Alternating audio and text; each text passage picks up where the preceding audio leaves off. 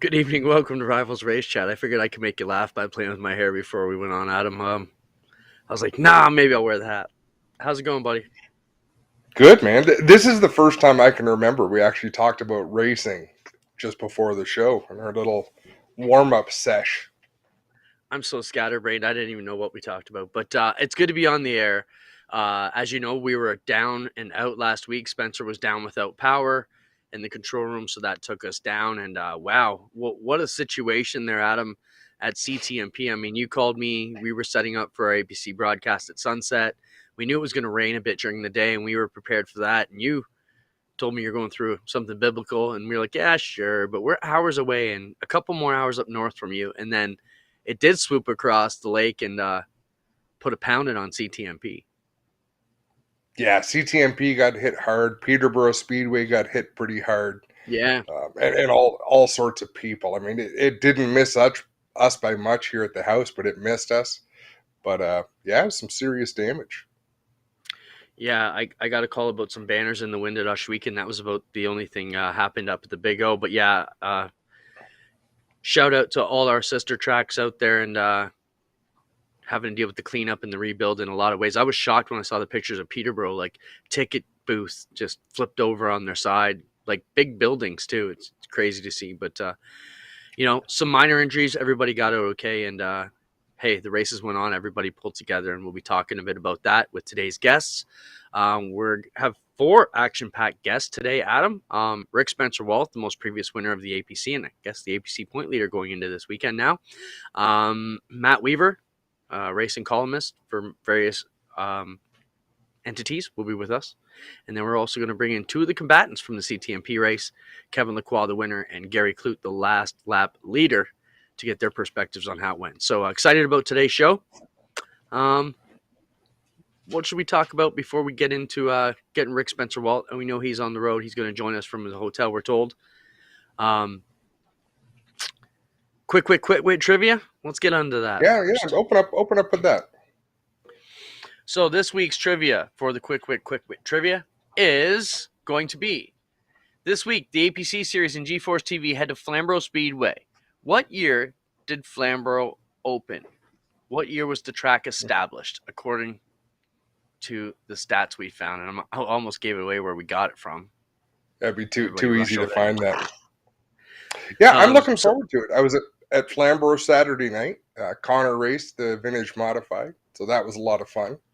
And we go back again next Saturday. And Clint, we talked about it before we came on. The car counts weren't that big at Flamborough, but man, the late model racing was fantastic. J.R. Fitzpatrick, I think in the first one he started 12th and drove through to win the race. And I don't think there was a mark on that car. It was, and well, the one battle, geez, I'm going to get this wrong. Was it Mark Burbridge or Rick Burbridge? The 0-2. That's Mark, I think. Had a side by side battle with Billy Schwarzenberg for like 6 laps. Just so much fun to watch because there is not enough room for 2.5 cars. There's enough room for 2 cars, and if you're hustling them, it gets real skinny. But it was fantastic to watch. I'm looking forward to the APC race this weekend and the Quick Super Stocks. yeah, I think we have to have a bit more of an in-depth discussion about car counts in the coming weeks and see if they pick up once everybody gets in the full swing of things. I mean, a lot of guys are just finally getting their stuff together, and it takes to get your local track up and running for you to get the bug sometimes and get your car out. So I think car counts will pick up in the coming weeks. A lot of discussion about tours versus home tracks, and that's something we can discuss as well. But not too much tonight. We got a full packed show. Yeah, it's going to be great. And this topic's going to come up a few times throughout the night, Clinton. Be careful who or what you throw shade at, whether it be car counts or competitors or because what I point my finger at, Clint, about you doing today, I better be careful because I might do it tomorrow. And that's the trouble in this day and age is everything is recorded, everything's out there for public consumption. And if you want a topic to talk about, let's talk about streaming races. I've enjoyed the hell out of the last week. Like, I don't get offended when a race isn't available to watch on stream, but like Weed Sport Sunday night, fantastic show. 50 modifieds, 50 sportsmen, 30 some odd 305 sprint cars. I thought the racing was great. The 305 sprint race was fantastic. The next night at Lebanon Valley, the car counts were excellent. I didn't think the racing was all that great, but a new winner, LJ Lombardo, taking the win. It's always good to see a new winner. So I just love the fact. And Delaware Speedway last Friday night. Watched that on YouTube. Yeah, I think the good thing that's going on, we have heard great things about the car that have been going to these races, and the racing's been amazing. So, that's one thing that's saving us for now. But I think that's all going to turn around in the coming weeks. Let's look at Osh Weekend. Let's talk about some of the stuff going on there. We get ready to open this Friday, which is exciting after being shut down for nearly 1,000 days. We're closing in on 1,000 days. If this race cancels, which I said we're racing to Doug no matter what happens this weekend, we're going to be at the track Friday night.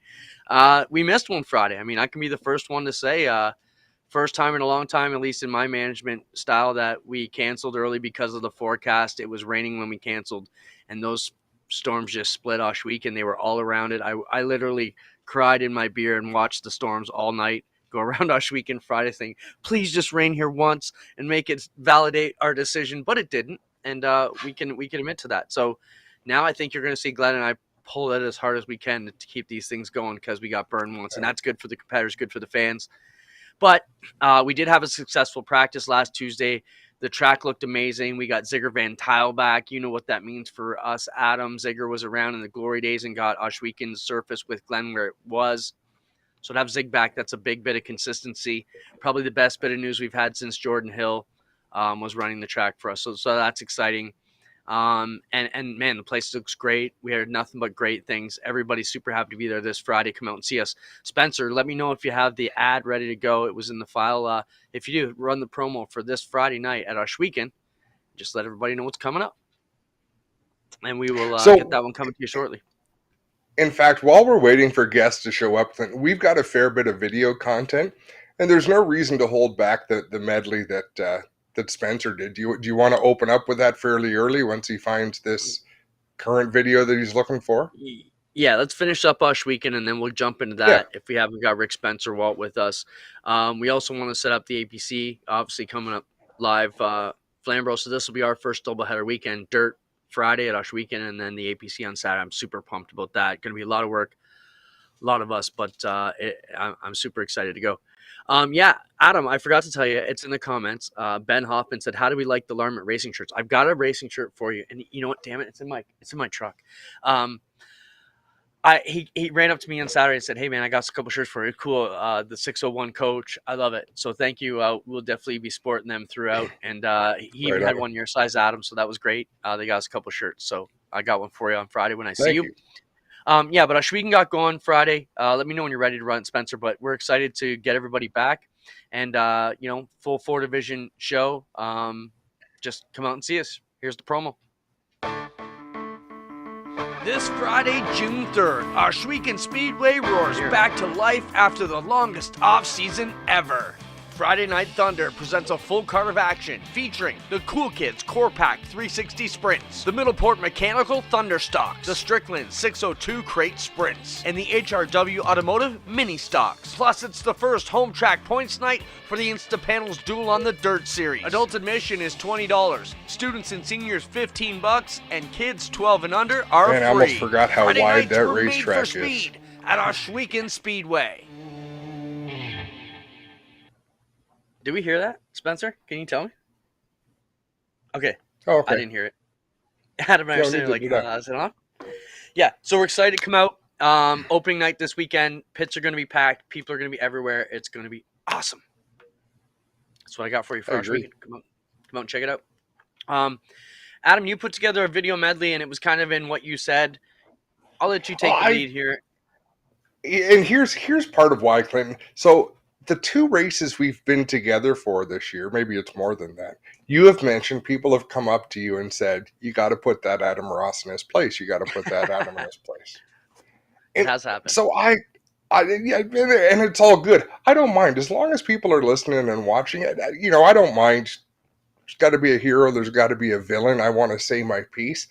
But I don't read a lot of statistics. I don't look at that sort of thing. But I do look at sort of the emotional roller coaster that is racing, and how I would tell the story. I couldn't tell this story any better than it actually played out this weekend at Charlotte. So let's go ahead and play that video because I think it speaks volumes. And again, I don't want to throw any shade at the drivers. It's just one of those careful what you say, because I think the interview that we're going to see, he says a lot of great things, but he also stepped on it. Hocevar on the inside, Ryan Preece on the outside. NASCAR overtime. Oh, something happened to Chastain, but there was what I was talking about. Nemechek might go 3 wide. No, look at this. Eckes through the middle. With a big push on the back of Preece. Chastain's got to try to keep up. His truck's loose. It's not there. Here's the outside lane. Oh, they're contact both together between Hocevar and Preece. Now Chastain coming to the back bumper of his teammate. He did help him, didn't he? 3 and 4 is going to be wild. He's got big damage. I told you it's going to get wild. They go. Hocevar is around and the caution is out. Caution. The other side of that battle at the end of the race with Carson Hocevar, Ryan Preece. Ryan, we saw him get loose underneath you, but overall, your race truck's so incredibly fast all night long. What more did you need to chase him down before that final restart? I just want to focus on that final restart, or that restart him and I drove side by side. All you kids watching right now, wanting to get to this level, don't do that. Race with respect. Don't wreck the guy on the outside of you trying to win your first race. It doesn't get you anywhere. All I'm going to say is thank you, racechoice.com, for putting me in this truck, because I race for a living, and if I don't run good, I don't make a lot of money. So I'm pissed right now. We got 2 more races to try and go have some good runs, but that's just stupid. It's just really stupid. Don't be like that. One car around and another slams in. Chris Buescher, Ryan Preece, and Ryan Preece, who had almost won the truck race Friday night and finished top 5 in the Xfinity race yesterday. And now Preece and Buescher are together. Well, if that also involved Noah Gragson, that would have been the 15, 16, and 17. And I believe it did.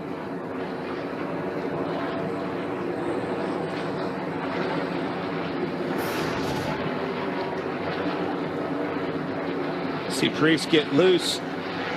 Car gets out from it, and then Buescher, right in his tire tracks, did the exact same thing. It's almost, Clint, like he reacted to when he saw Preece getting loose, trying to get turned on the racetrack. And all you kids watching right now, wanting to get to this level, don't do that. Race with respect. Don't wreck the guy on the outside of you trying to win your first race. It doesn't get you anywhere. So, do you see the irony in that? Yeah. You know, and I would be mad. If I'm Ryan Preece, I would be upset. But don't point the finger at someone for driving hard trying to win a race. Screw you. That's what we watch for. He came out of the NASCAR modified ranks. Those guys, if race cars had arms, that division would punch the hell out of each other all night long at most races I've ever watched. Yeah. My only defense in Ryan Preece's, well, coming to his aid, I guess, a bit in this is that Hocevar got him twice. You know, he made a mistake going in the first time and then overdrove it. And you think, okay, I almost wrecked the field the first time. Maybe I should just settle down and get my finish here. So that's my only beef there. Yeah. And I can understand why Preece, hey, you make one mistake, going for it. I get it. But now I'll throw another opinion at you. Yeah. Ryan Preece pinched Hocevar down in turn 2. If you watch that replay again of the restart, they go through 1 and 2. Hocevar's down on the bottom. Preece is up top. At the center of the corner, Preece comes down and gets right on the passenger side of Hocevar. That's going to loosen his truck up. What did he expect? Do you expect the kid to lift? And like I said, I'd be upset if I'm Ryan Preece. But if I'm Carson Hocevar or his sponsors or his team owner, said, oh, yeah, I lifted, but I got us a second place finish. Like, so what? Yeah. Nobody remembers second. But you're right. You go barking off about something, and tomorrow you find yourself in that same position. So, maybe it's just better. It's like, I remember talking to my brother when he was getting in his deal, and we used to watch everybody flip out when they got touched or not. And, we kind of assessed that you're either going to grow up your career and bitch every time someone puts a mark on you and make sure you're the cleanest racer out there, or you're going to realize there's going to be a little bit of give and take, and sometimes you're going to, get into somebody and someone's going to get into you. But these guys who think they're perfect all the time, it baffles me sometimes. Did you see what you did yesterday or last week? Because you're kind of in the same boat today, And exactly, So. I step on myself constantly. But if you put your words out there, I don't know how you do it when you're 6'8", but somehow you manage to step on yourself because nobody else ever could. Well, we're waiting for Rick Spencer Walt. Send him a message. Adam, I sent him the link. Hopefully he got it. Yeah. Spencer, do we have any of the videos of our rapid fire and our driver spotlights ready to go from that same folder that you pulled the last one out of? Let's look at the rapid fire question we did from last week, just to show you some of the content that you're going to see if you watch some of the live APC broadcasts, and once we get rolling with the Knights of Thunder. Ro, what would my dog say if they could speak, or what was the other one? I'm trying to think of the other one we had. Anything. Show me something.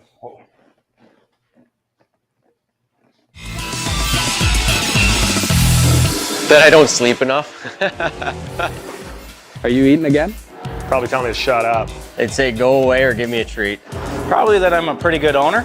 Let's calm down and just relax. They'd say that I've got a pretty badass owner. That I should feed them more. That I talk too much. They'd probably want some more treats. Have a lot of fun doing those, Adam. We're going to have another round of Super Stocks coming out this weekend with both classes on the card. And I think we should maybe look at driver spotlight too. Go ahead, Adam. Adam. We need to go shopping.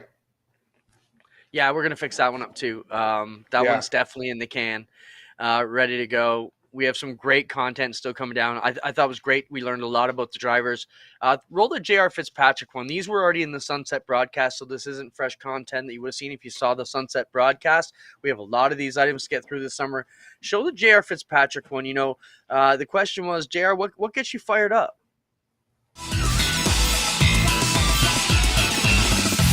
What drives me the most, everybody says I'm overrated. And that kind of pisses me off. So I do my best to prove to people and myself that I can still get it done. Like I said, the last couple of years has been a bit of a struggle for me, but even just today in the first 5 laps, I know we're going to be good this year, and I'll show them where my experience is going to come from. Excited to get back at it. I love those features. I thought we learned a ton, and definitely going to make us better announcers from what we were able to pick up there. So make sure you check that out. Want to send a thanks out to Quick Wick and Fast Eddie for all they've done for us. Adam, I had a meeting with Jamie Hackinson last Friday morning, Zoom, and we went over the Sunset broadcast. They were real happy with how everything's going. Make some quick tweaks and keep rolling in the right direction. Yeah. And Jamie will always have suggestions. That's a great thing about Jamie is she's not shy to tell you what she thinks and how things could be better. And she's been around a little while. The question of our shirts came up and what you should be wearing on air. And I said, yeah, I got to figure it out. She goes, I've dressed him many times. I'm like, okay, no problem. Just get Adam a shirt. Yeah, then. She's right. We're ready for Don't Matt take Weaver. that the wrong way, but yeah, she is right. 15 years on the NASCAR circuit there, the NASCAR official apparel. Yeah. And I love the coats they got for Joel's team this year. I was drooling over them. I said, I think we need some jackets too. Matt Weaver's joining us. Matt, welcome to the program. I think I last saw you in Bristol, Tennessee, sir. We had a bit of a chat there in the media room about a month ago. Tell our viewers where they can find your column and a little bit about where they can find your stuff before we dig into it.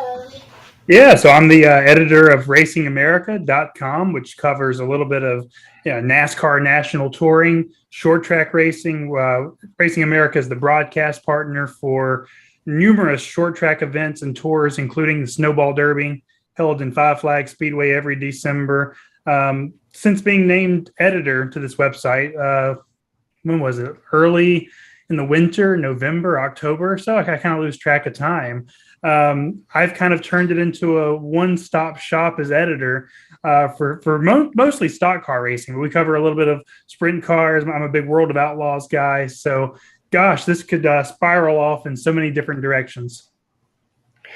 The nice thing, Matt, right now is we were talking about streaming of races a little earlier in the show, is you can be a fan of so many different disciplines of racing anymore because you don't have to leave your house. Like those of us who are lovers of racing, we're going to go to the races on a Friday, a Saturday, a Sunday. Maybe we're tired during the week. Not all of us want to drive to Lawrenceburg, so we might take in some streams of races because they come right into our living room.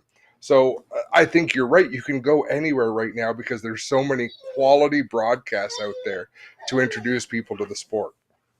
Yeah, to that point, I had planned to go to Lawrenceburg yesterday, and I was in Charlotte for the Coca-Cola 600. Actually, the first time that I had not gone to the Indianapolis 500 in over a decade. And so I wanted to go to Lawrenceburg. That race ran so late, and I was doing post-race coverage till, honest to God, 9 o'clock in the morning. I was already up at 6 writing one story. So I'm like, I could either try to go to sleep now and maybe I'll feel okay when I wake up, or I could just get a cup of coffee and keep working for 2 or 3 more hours. And that's what I chose to do. So by the time I woke up at like 2 o'clock in the afternoon, I'm not driving all the way to Lawrenceburg. So really fortunate that we live in this era where we have Racing America, we have Flow, we have Dirt Vision, we have so many different streamers. And I've always said, I feel like we live in the golden age of motorsports. Everyone talks about, well, back in my day, way better. This is really the golden age of motorsports because you can watch all of it whenever, wherever. Yeah, it's a good point, Matt. I tell our race teams, when car counts are up, these are the golden days, and you got to remember these times because these are the days our fathers told us about when we have 40 cars in every class and things are booming. Remember these times because they're not always that thick. But Matt, I want to swing things around to the NASCAR Pinty Series. For a guy who's down in the States running international stories all the time, you have been a big flag waver of the NASCAR Pinty Series. You continue to promote it and talk about the great finishes that are happening up here in Canada. What draws you to this series, and why are you trying to get everybody to catch on to what we got going on here? Well, listen, I'm a fan of Canadian racing in general. I mean, I love the APC series as well. And unfortunately, we don't have Jukasa anymore, but I made a point to go there for the Canadian Short Track Nationals every year. And the reason why is just the racing culture in Canada is just so remarkable and so special. And I'm not saying that the racers up north don't take it seriously, because they do. It's very much a really important thing to all the racers there. But living in North Carolina, living in the South, and being from the deep South, Alabama, racing is treated so cutthroat, so businesslike. And when I go to Canada, it's a kind of a blend of business, but also I think everyone realizes more so it's fun. And so when all the teams and all the racers are having fun, I have fun too. But the racing is great. The sort of budgets required to compete at a high level up there really aren't as high as they are in the States too. So I think the competition is closer and the competition is better up there, both in the pro late model ranks and the national touring ranks. And just the diversity of backgrounds in racing. I mean, we talk about the Pinty series. You've got this great mix of, short trackers, IndyCar, sports cars, and they're all driving stock cars in the NASCAR tour. And so when you put all that together, I love the Canadian culture, and it's all personified by the Pinty series, which is something that I've kind of, taken a next level love in. Myself, Matt. So Spencer, can we show the CTMP finish, the highlight pack that Flo had put out? Because, Matt, you bring so much attention. We look at Flo's, they put out highlights after the weekend of a whole bunch of series. And I think because you share it, these get infinite more views. But let's check out this last half lap. Within a car length and a half of Gary Kloot, they'll move around that car that stopped on turn 5C up the Andretti straightaway. Tagliani in car number 18 sitting there in third. Here's Kevin Lacroix. He'll try to make the move as they come under the Canadian Tire Bridge. Lacroix takes a look on the inside of Kloot into turn 8, and Kloot will throw the block. Lacroix making the move through turn number 8. He couldn't do it. To the inside of 9. Contact. Oh, Gary Kloot in Lacroix goes by on the inside. He is loose off of turn number 10. The eBay Motors 200 goes to Kevin Lacroix.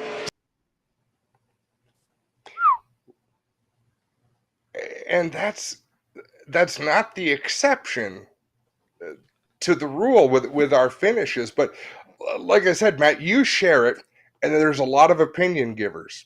And I would say most of them were anti-Kevin Lacroix. But then the opinion givers from the United States, who are not only anti-Lacroix, they're anti-Kevin ever crossing the border to come to the States. But that's what led to you and I having a bit of a conversation and saying, let's come on here and have a good spirited debate about what is good racing and what is not. Clint, do you have anything else you'd like to qualify that with? No, I think you're right on the right path. You know, when you look at that finish, I mean, I've watched it how many times since. It's still so hard to point fingers. Thankfully, we've got them both coming on, but I can tell you what Lacroix is going to say, and I can pretty much tell you what Klut's going to say here in about 20 minutes. But, you know, Adam, it's one of those things. I think the optics of it are bad. Gary's getting sent to the outside. It looks like Lacroix hooked him really bad. There's so many different opinions on it. Matt, what's your opinion on that finish? Other than it's a typical Pinty Series crazy finish. Now, Adam, I was at that race. I worked it on pit road. I knew who won it. I watched it on TSN yesterday, and it was still as exciting as hell right to the last lap. Matt, your thoughts on the finish? Okay, so there's so many different angles we can go into here. I would kind of add my own personal disclaimer first, that purely from a racing standpoint, I understand why Gary would take exception to how that played out and probably to the aggressiveness that Kevin took. But at the same time, I think that the way that Alex Tagliani kind of posited that situation from the press conference about how you're going to be a sitting duck on that last corner, so why would you even put yourself into that position? And then to what Kevin said about how when you throw a block, especially at Bowmanville, you have to know what's going to come your way. So I understand that too, and that's not to justify seemingly hooking someone, because I don't know if it was an intentional hook or it was they just kind of came together, the bumper stuck. I wasn't behind the wheel, obviously, so I can't wait to hear both guys with a couple of days time to think about it, hear what they have to say. But it looked bad, right? And so there are some fans who would just celebrate that and say, well, that's stock car racing and I'm entertained by it.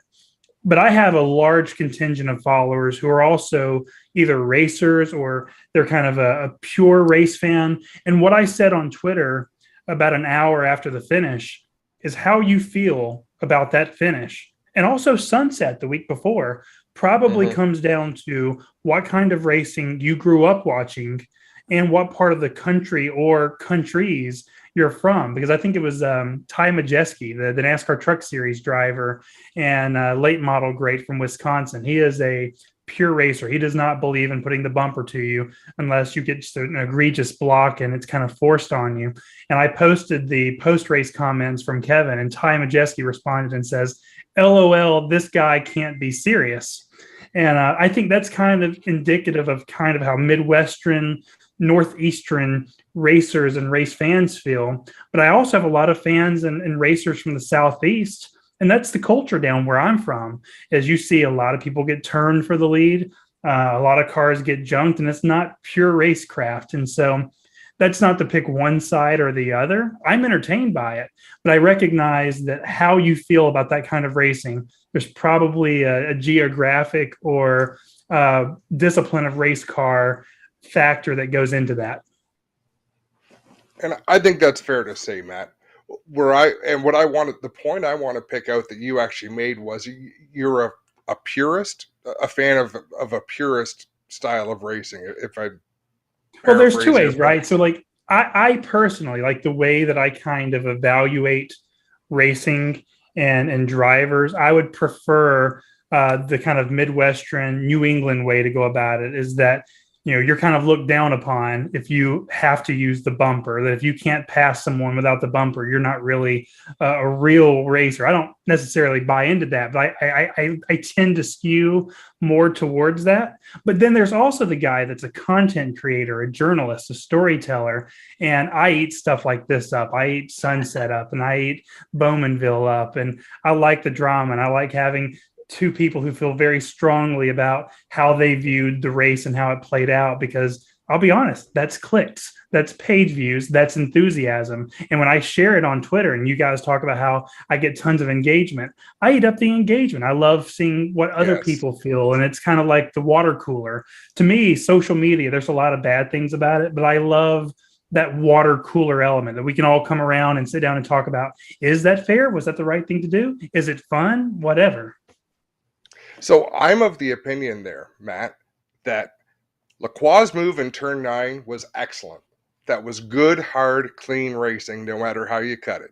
Came out of turn 8, there was room going into turn 9, and he put his car there.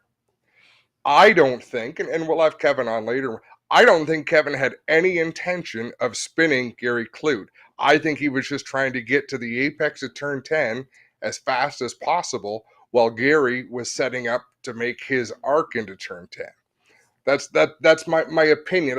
Like you say, we're not in the cars driving them, but I'm okay with that level of effort, because I think in NASCAR.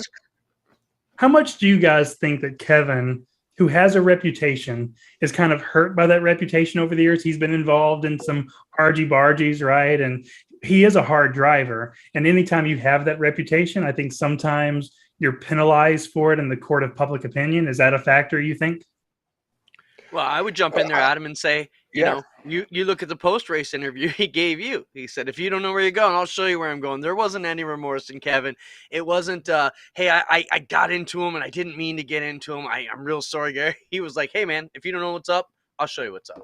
Completely unapologetic. That was pretty much the attitude. Yeah. Yeah. He opened the interview by looking at someone in the back row of the press conference saying, I know what you're going to say about this in 2 days, and that's fine. You're entitled to your opinion. And then he went on with this.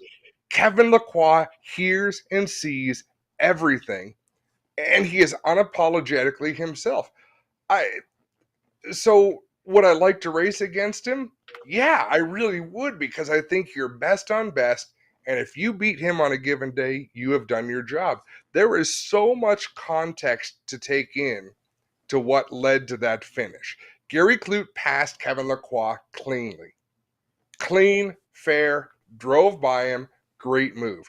Kevin Lacroix had led that race by as much as 30 seconds, I think. And in Kevin's mind, he was owed that victory. Like, I'm not saying something that he wouldn't say. Having all the conversations I've ever had with Kevin, he looks at the sport a specific way. The fastest car should win. That's how it should be. And if he can make that happen, he's going to, no matter what. My favorite part about all this is that Kevin doesn't tend to jump on the Twitter machine very often, but he did the last week and a half, because did he have clapbacks? And I appreciate a good Twitter clapback. Definitely. His English is getting a lot better. Yeah, it is. Kevin is very funny, very engaging, but you could break that down to so many drivers. We have watched that over the 15 years of this series with Andrew Ranger, Kerry Mix, J.R. Fitzpatrick.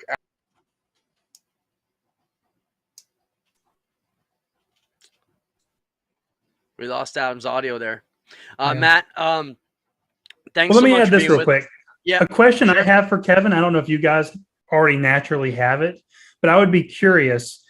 I don't know if he would be honest in saying this, but would he be as seemingly aggressive making that kind of move after he lost the lead if Gary had led the entire race before that green-white checker? Because I do wonder if maybe having the huge lead and having it taken away by a green-white checkered, if that changes the calculus in the sense that, yeah, he did deserve it. He did earn it. He was maybe owed it in some way. And I'm curious if maybe if it was the other way around, if Gary had been the leader the whole race, if maybe he would have had that mindset of, oh, well, Gary earned it, and I'm not going to be as bold to take it away from him that way. That's the one question that I think I have.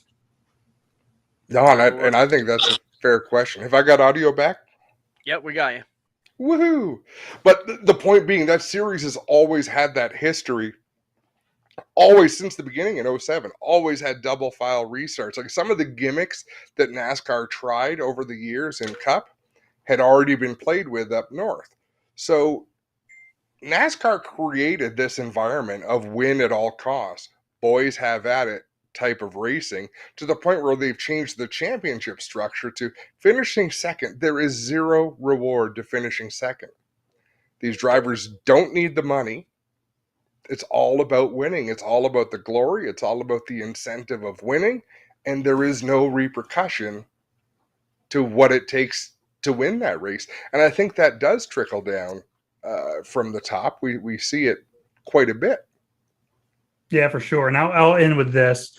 What I think has happened, and we see it in late model racing especially, is that when NASCAR instituted each of those kind of so-called gimmicks, whether it's the green, white, checkered, the win and you're in playoff format, and the aggression that it's required drivers to have when trying to win races and win championships, I think that younger drivers see that on TV. They see it on Racing America on Flow, and they think, oh, well, that's how the guys race on Sunday, so that's how we have to race too. And I think there's been a trickle-down effect across the board at every level. It's like, if this is how the best race car drivers in the country at the highest level does it, well, then I need to emulate that, because if I'm not that aggressive, someone is going to be that aggressive on me. They're going to make it, and I'm not. Good point, Matt. And if you don't mind, I'll make one more point to what has brought us to this style of racing, because it's a factor from the very top levels to the late models we're going to watch this weekend, and that's parity.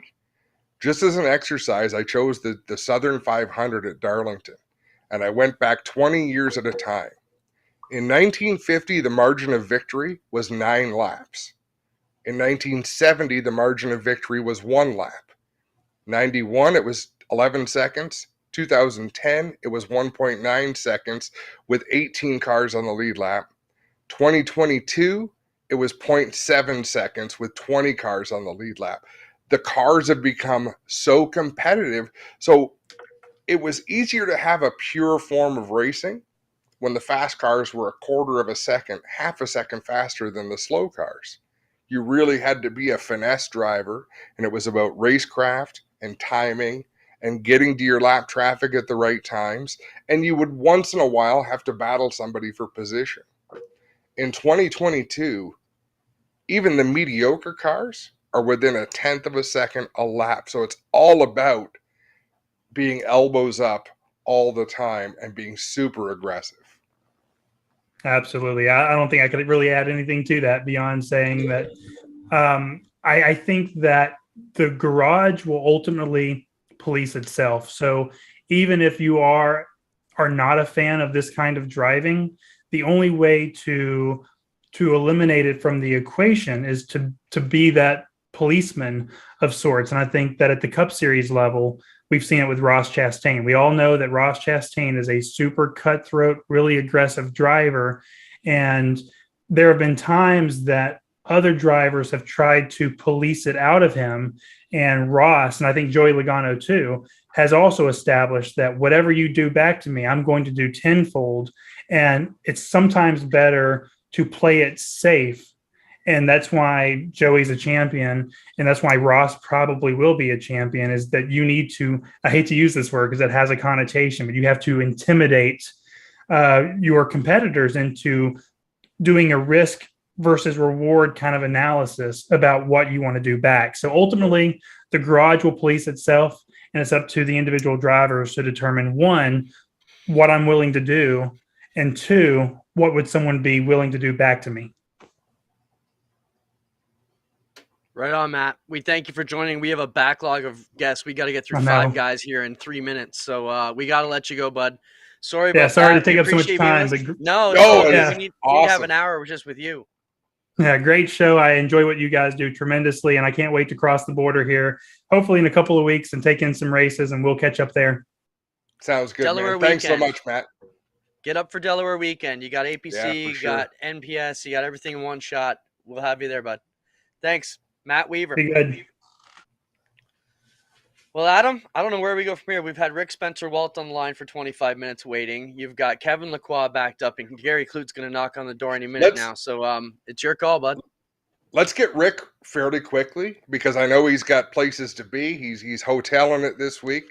And I just want to talk to him briefly about, first off, congratulations for capitalizing at your home track and winning that race. But how does that set you up to go to a bull ring like Flamborough Speedway, Rick?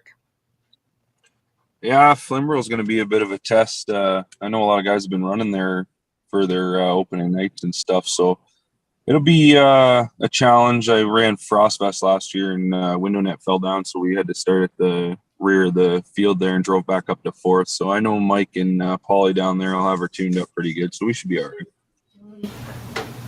Rick, you come out as the point leader this weekend. Does that change your mindset at all coming into the second race of the year?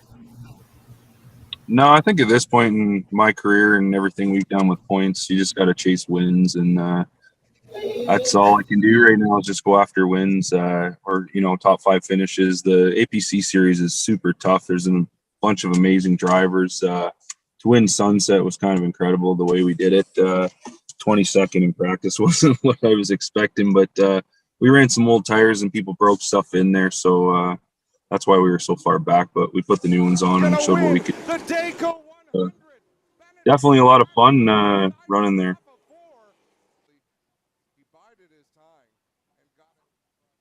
Lost Adam's audio again there. Rick, pretty wild to see. No offense, but when we were looking at the contenders on paper, you probably weren't on a lot of people's on paper list walking into there. You've run there in the past. You've had a lot of experience there, but sort of a shocker there. What's the response been since you left with the win? Yeah, it's incredible. The fans and sponsors. We got a couple new sponsors, CM Precision and Strike Energy on there that are just unreal guys. Tyler Strike and Corey McAllister helped me out huge to get me to where I am right now in this APC deal. And without them helping to get a McCall chassis and do what we're doing, it wouldn't be possible. Eldon Wallace has been behind me from day one. My wife Danielle.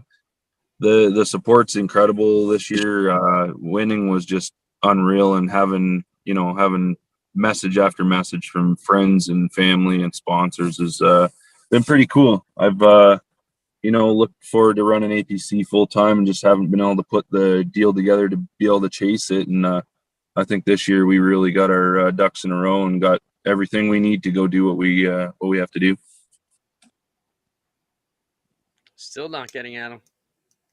Adam, I don't know what you're doing there. Rick, what's going to be your biggest challenge going into Flamborough? What's the biggest thing you and your team are working on or trying to get right? I'll just get comfortable again in the car and make sure that we nail practices. We ran Delaware for the first time on Friday night. I've never seen the place. I've been there, but I haven't never drove anything around it. So Paulie and the boys at McCall's got me tuned up pretty quick, and we were able to get a top 5 out of that place. So there's no doubt I can wheel her around Flamborough. So hopefully everything goes well. JR will be tough. Gamel's tough there. Sheridan, I'm sure. Stackley, there's going to be a lot of good cars. So we'll just have to, give her our best. Right on. Am I working now? Yeah, we got you. Man, I hate my audio. Rick, thanks so much for stopping by. I know I think you're living in a hotel this week while you're working, so I appreciate you wrestling with your phone to get on here with us. Yeah, I appreciate you guys having me on. We'll have to get on longer next time and have a good talk. Yeah, I'm in a hotel. It kind of sucks. Long hours here. We got a deadline to meet, so just trying to get her done. I'm half asleep here now, so probably go up and go to bed. But I appreciate you guys having me on, and hopefully we can get a couple more wins this year and be back with you. Awesome, Rick. Thanks for joining us. Good luck Saturday. Thank you. Rick Spencer-Walt, driver of the 31 car at the APC event this Saturday. Come on down to Flamborough and see us, and we'll be there live on G-Force TV, give you all the replays, whether you're sitting in the grandstands or by the pool, but hopefully you're close enough that you can come out. Adam, Kevin Lacroix is ready for us as soon as Spencer shows up on the screen. Oh, where is he? He's fishing he today, said Kevin. He was traveling. Yeah, Kevin, thanks so much for joining us tonight, man.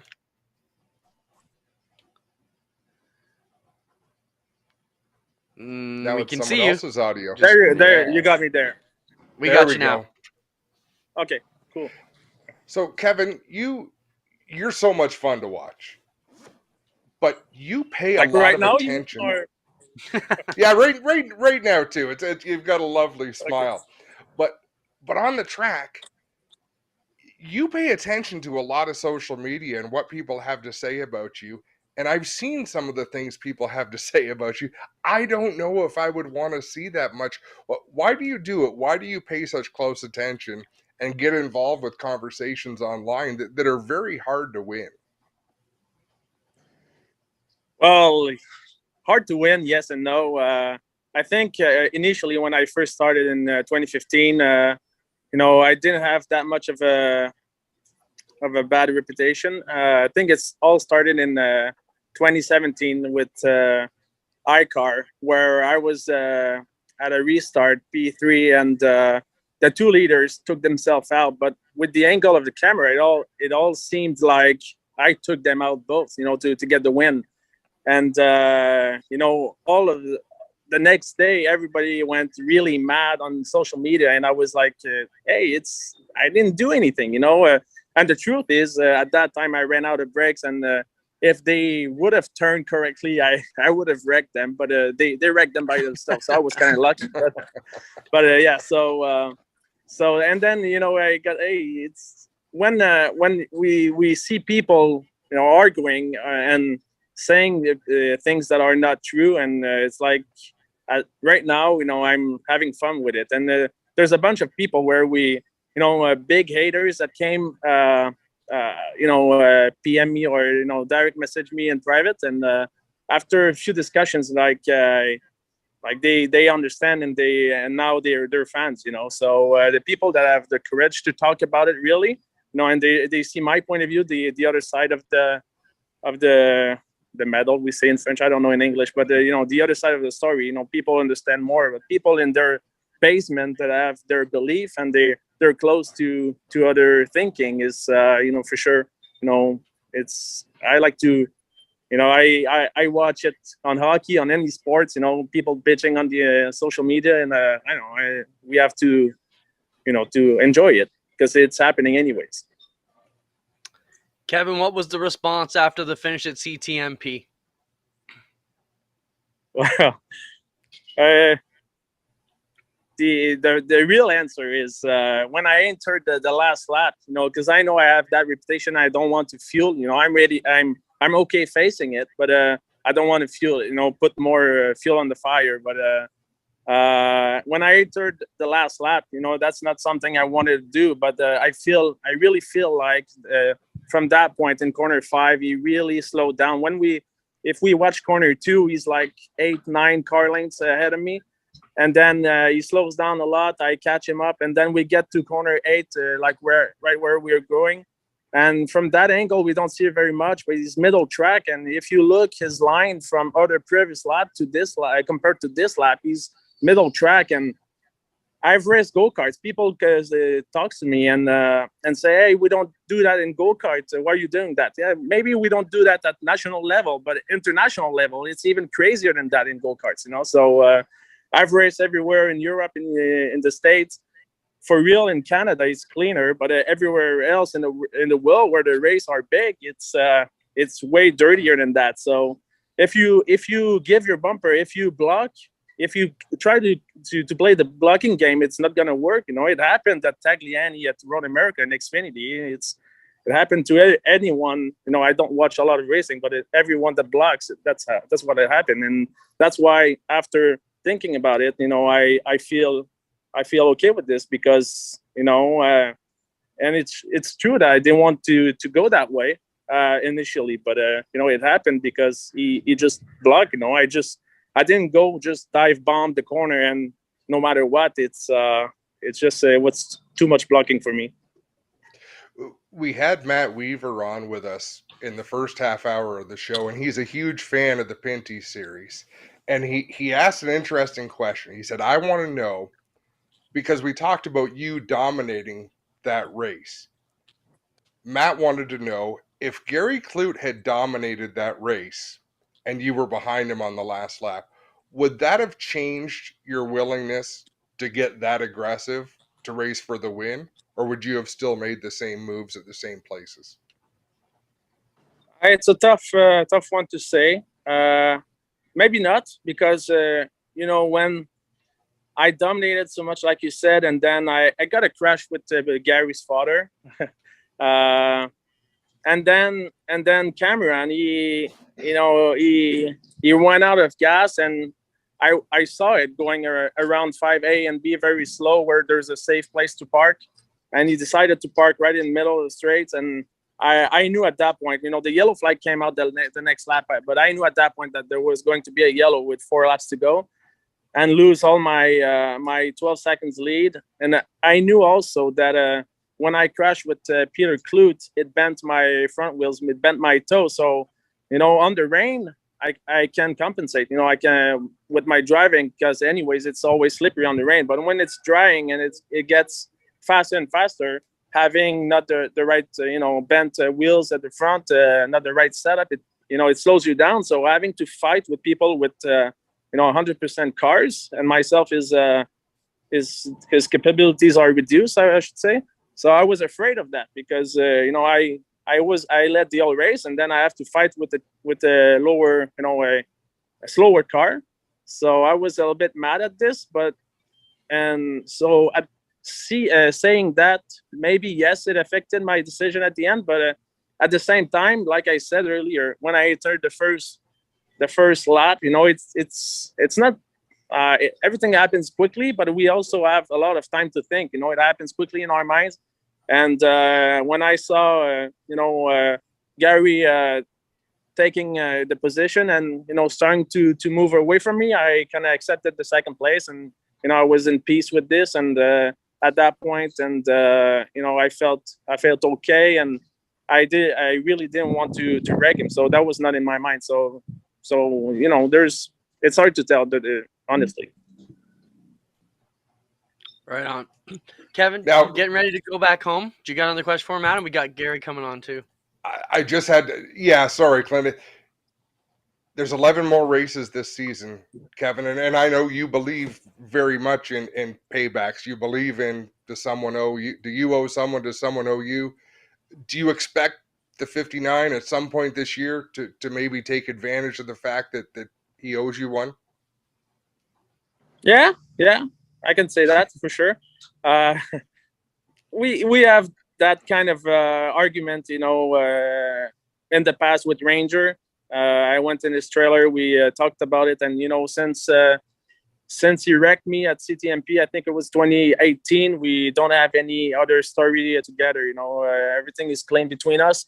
Everybody saw that I did the same thing of Gary Kloot to Tagliani in 2019 to win at CTMP, and since then we talked, and he even invited me to his home to have dinner. So also Jason Hathaway, we had in 2020 he wrecked me in 2019. I paid back in 2020, and when he came back to the pits, our team were fighting in the pits, but us two drivers were laughing about it. It's like, hey, that was the payback. Yes, it was. Okay, can we be friends again? Yeah, okay.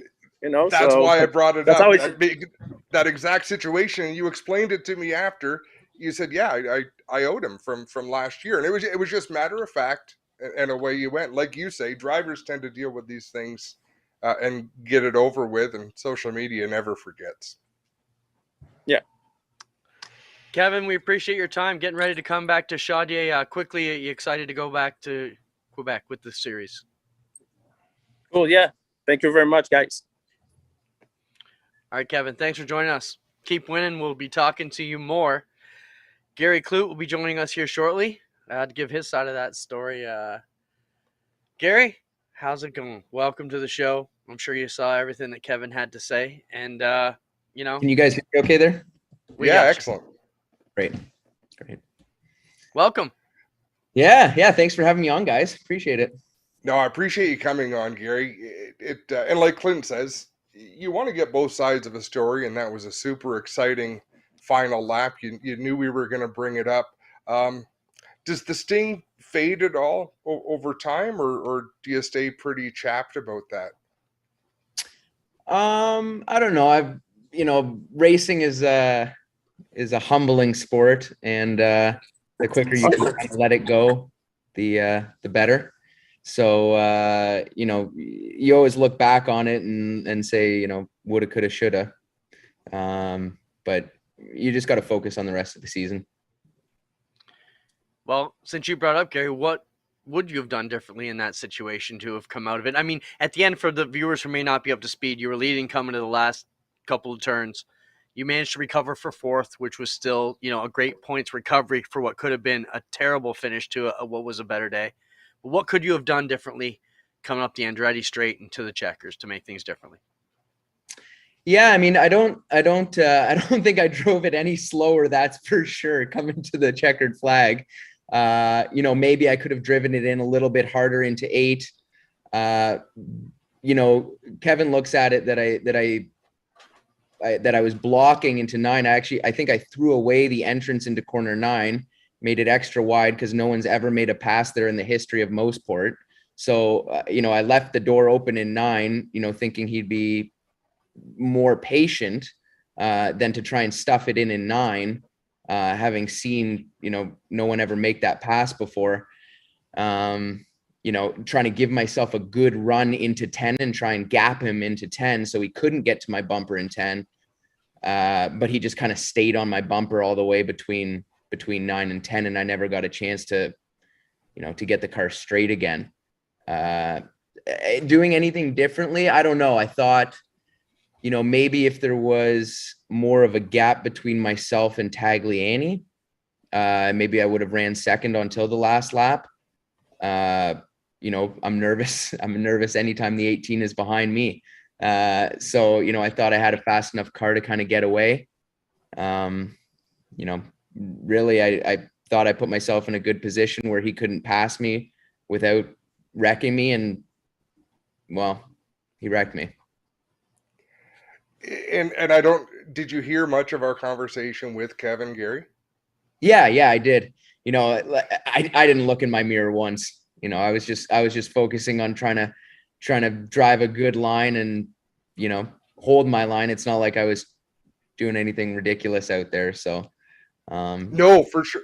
Yeah. But one thing I respect about Kevin is the fact that he will explain exactly what he thought and what he did. And it now, from your seat, it is probably very frustrating. From my seat, it's refreshing because it's nice to have someone like. By contrast, Kerry Mix never made one of those mistakes in a race car, but I watched a number of them. But when you talk to them, it's a different story, which was part of his charm. But the last thing I asked Kevin was, do you expect that Gary will take advantage of the fact at some point this season that he is owed one?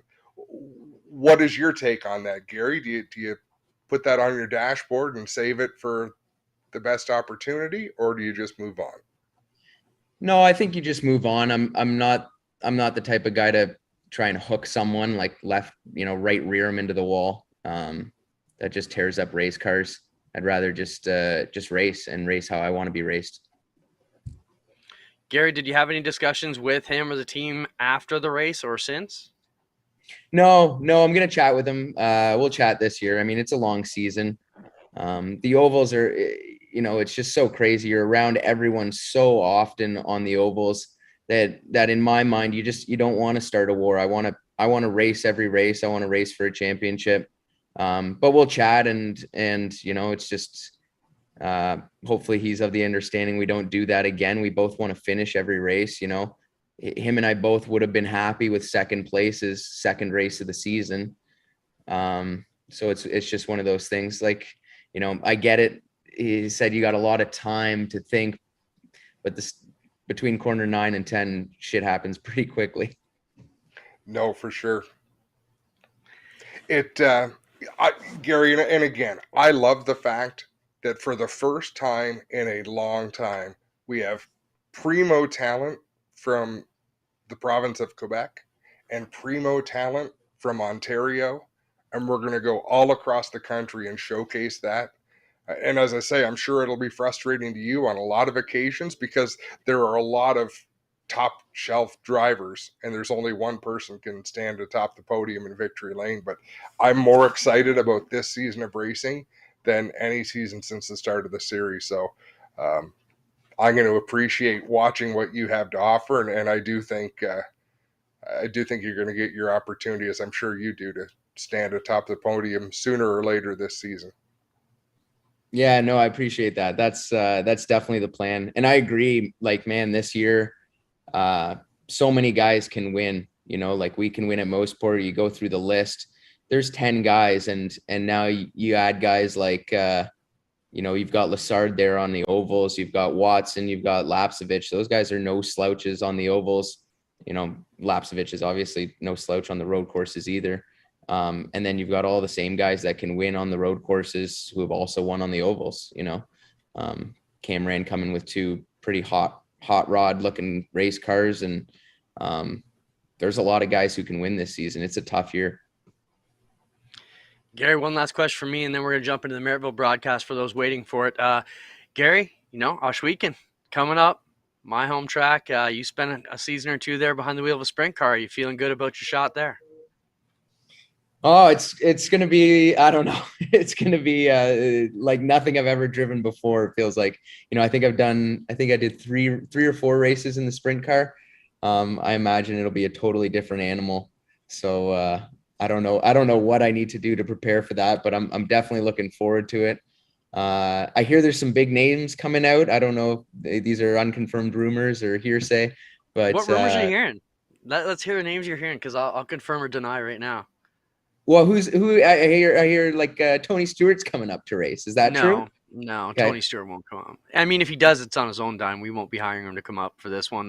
Stuart Friesen's in the box. We know that. Yep. That's the only one I'm ready to release right now. And Kyle Larson said he's probably not going to be able to make it. So I don't expect Tony or Kyle. So I'll put those rumors to rest. But anybody else is still on the board.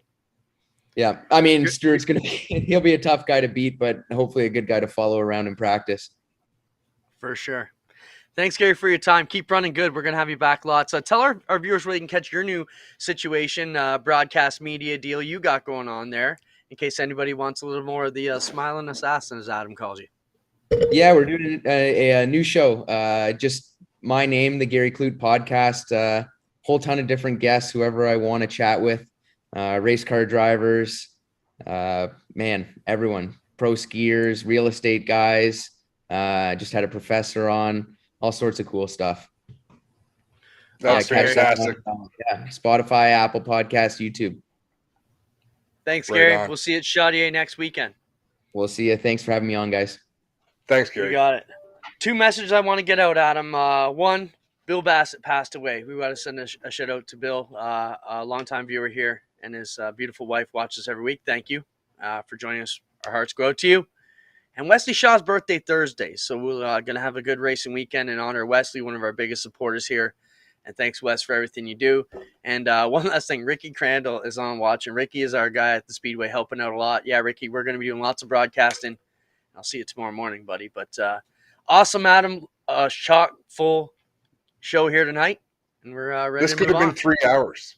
Like this. Sometimes we do shows like, is it 9 o'clock yet? I shouldn't say that, but once in a while, like when it's just you and me, and there's not tonight, we could have gone on and on. Viewers are waiting in the queue for the Maryville broadcast from Saturday night. Check it out. Thanks to everybody for joining us. Thanks, Spence, for everything you do. Don't forget, live Friday from Osh Weekend on G-Force, live Saturday for the APC series from Flamborough on the weekend. See you there.